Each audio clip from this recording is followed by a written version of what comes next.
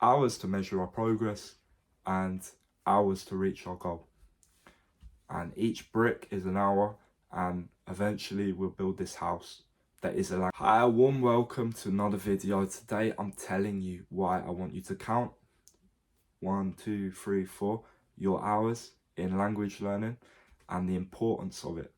This is very important. Make sure, I want this to get this message out to you, is to count your hours. If it's not with me, if it's not on my channel, doesn't matter.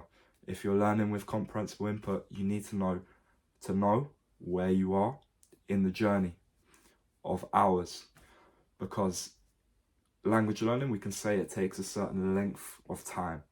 So if you're saying, oh, I need to get to 1,000 hours of input, or you need to get to the point where you can be ready to understand movies, and that's where the real fun begins in terms of language. To get to that point, you need to build a base. You need to build it base, brick by brick, and eventually you'll get to the point where you can understand those. But if you don't count your hours, you're not going to know where you are in that journey. So make sure you count the hours on a spreadsheet.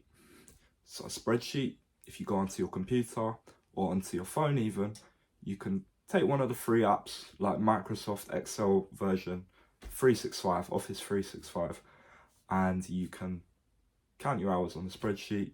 Don't flip like across video to video, because then you're not really sure where you are.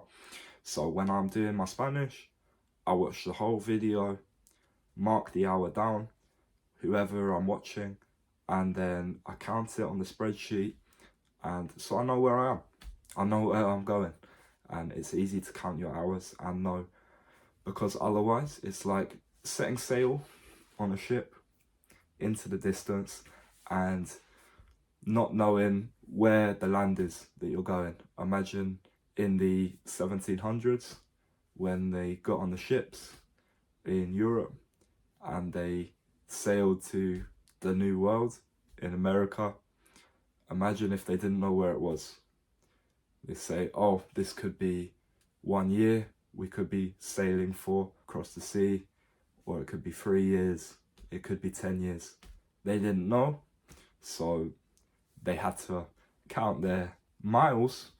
But if we take that miles and we say, instead of miles, kilometers, we're using hours.